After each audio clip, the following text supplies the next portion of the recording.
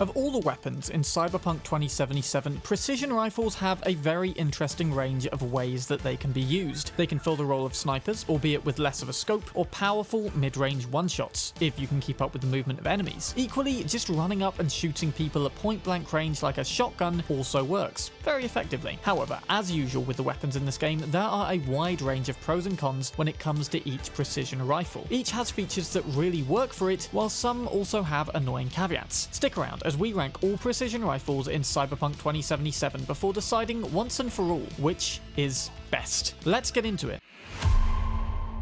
Starting off as usual with these build videos, let's clear up exactly what kind of build I'm using to test these guns. Now, for this video, I actually tested these out with two slightly different builds, though I can tell you one is certainly better than the other, at least for me. Firstly, I tested each rifle at the big Wraith camp as a literal continuation of my build from the Snipers Ranked video. This involved heavy specking into assault perks, crafting and tech weapons, as well as leveling up quick hacking and intelligence. Any gameplay you see in the Wraith camp was utilizing this build. However, having moved on from being a recon tech sniper like in the Snipers video, precision rifles didn't work nearly as well for me in this context. The lack of a long-range scope meant ping wasn't as useful for firing through walls from a distance, and wall penetration with these guns simply isn't as powerful as snipers on the whole. I therefore switched out all my intelligence points for cool and cold blood, making me more a solo all-rounder than a glass cannon. I also traded my cyberdeck for a Sandevistan with low cooldown, which worked a lot better alongside precision rifles in my opinion. Any gameplay you see in the Arasaka compound was utilizing this build instead. Anyway, now that we're clear on that, let's get on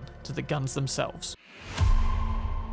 Down at the bottom is the SOR-22. Now this is a big old beast of a gun, and for starters it requires 10 body to properly wield. You can bring this requirement level down, however, by also equipping the Gorilla Arms, since they lower strength-based stat requirements. As a power weapon, this gun can do glancing ricochet shots, though direct hits will also penetrate thinner walls in this instance. It's decent, but not as amazing compared to some others, and I have several reasons for ranking it at the bottom of this list. Firstly, this gun feels more like an LMG to handle. It's heavy, clunky, and takes forever to reload. In spite of this, the SOR still feels like the weakest gun on this list, and can still one-shot enemies at close range, but sees a massive drop-off in damage output when firing from further away. What's more, bullets seem to travel far more slowly from this thing, which made it a worse pairing for my Sandevistan as well. Bullets would take forever to hit enemies in Sandy time, and it was way harder to use in this setting than the others. That leaves Berserk as our operating system to go with this gun. Now, I think the SOR could be a really awesome fit for a tanky Berserk build, especially with the ability to easily knock down enemies by shooting them in the legs. But again, there's a bit of a snag. High-level Berserks can only be equipped by speccing heavily into body, whereas the perks for a precision rifle come from the reflex tree. Factor in the need for technical ability to craft these guns to max, and your whole build starts to revolve around using just this gun. Unless you're going for a very specific Berserker aesthetic, I see no other reason why you choose this gun over the others. However, I won't deny that it is still pretty fun to use, and you can pick up a decent epic variant with a unique modifier for free from the Cyberpsycho sighting Second Chances out in the Badlands.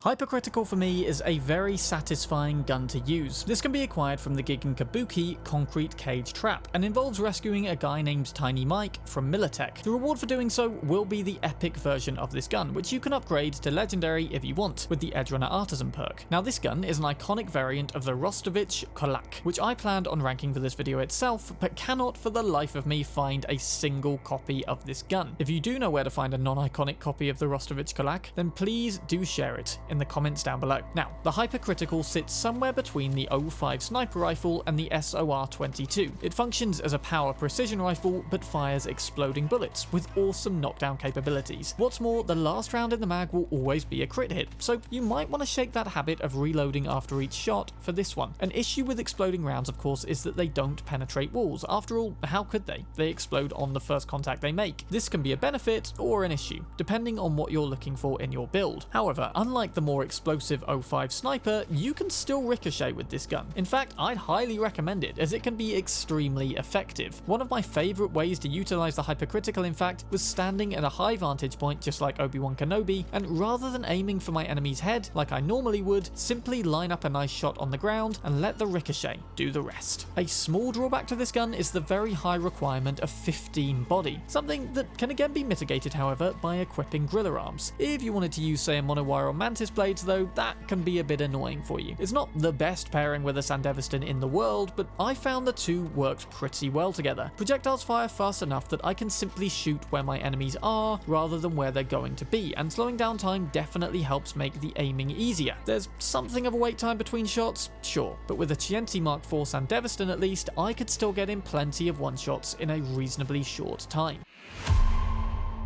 The final two guns are both variants of one another, and whilst I assumed there would be a clear winner here, upon testing these two out, the difference in quality was way more complicated than I imagined. In the end though, after weighing it all up, Achilles came out second, though could just as easily be first place if we looked from a slightly different angle. Achilles is a tech precision rifle with an awesome design. Like, seriously, this feels like using a gun from Halo, which is impressive when we consider the fact that Halo is set in 2552, a whole 475 years beyond 2077. As a non-iconic weapon, you can find them randomly out in the world, though they're not that common as far as my experience goes. The one I'm using therefore is a legendary variant that I purchased from the weapon vendor in downtown city centre. But before you run off to buy it for yourself, I should warn you, it cost about 68,000 eddies. If you want to save your money though, you can also acquire an epic tier version during the quest Disaster Piece. Now remember at the start of the video when I said precision rifles worked weirdly well as snipers,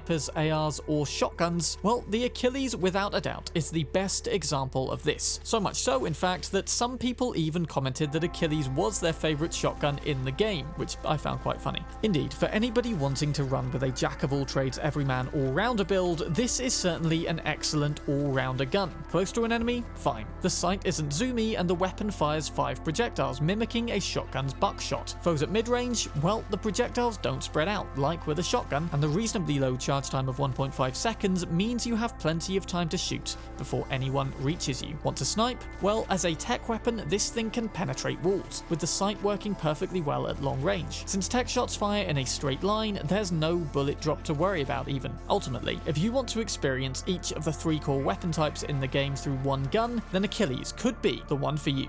However,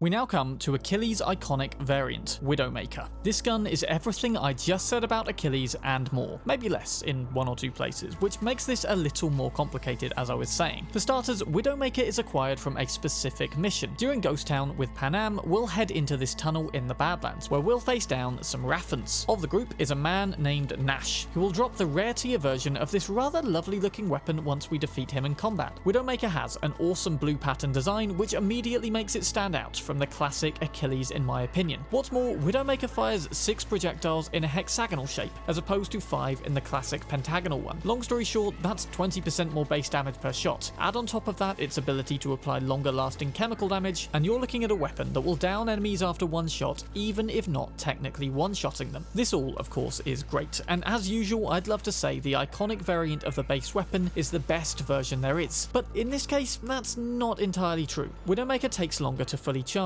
than Achilles, which can be an issue, especially if you're trying to pull the shotgun move of running around guns blazing right into an enemy. However, I found that with upgrading this thing to legendary at least, even an uncharged shot at point blank range would still get the job done. The charge issue gets worse, however, once we bring a Sandevistan into the mix, since charging the gun in sandy time is just too long a wait to be worth it. However, uncharged shots again still do a pretty good job. In fact, a great way to gain back the damage lost by not charging the gun involves throwing a grenade into the middle of an enemy group, then whilst time is slowed and it's still in midair, shooting the thing with the Widowmaker. The splash damage dealt is crazy, not to mention badass and satisfying as hell. Overall though, I'd say whether to choose Achilles or Widowmaker largely comes down to personal preference, and I found myself really struggling to decide which I enjoyed more throughout the course of making this video. Ultimately, I think the ease of acquiring Widowmaker, as well as the long-term chemical damage it inflicts, pushes it into first place for me by a hair's breadth, though I will definitely still use the Achilles for certain scenarios. But what do you think? Do you prefer Achilles or Widowmaker? Hell, maybe you prefer the Hypercritical, and honestly I can see why you would. Or perhaps you know a massive benefit to the SOR22 that I've missed. Either way, comment down below your thoughts on the game's precision rifles. And finally, don't forget to like this video if you enjoyed and subscribe to the channel to stay up to date on all future videos. I've got tons of Cyberpunk videos planned for the year, as well as a bunch all already on this channel. Also, I plan on doing Hogwarts Legacy and Starfield content when they release. But for now, thanks for watching. I'm Bram, and I'll see you in another video.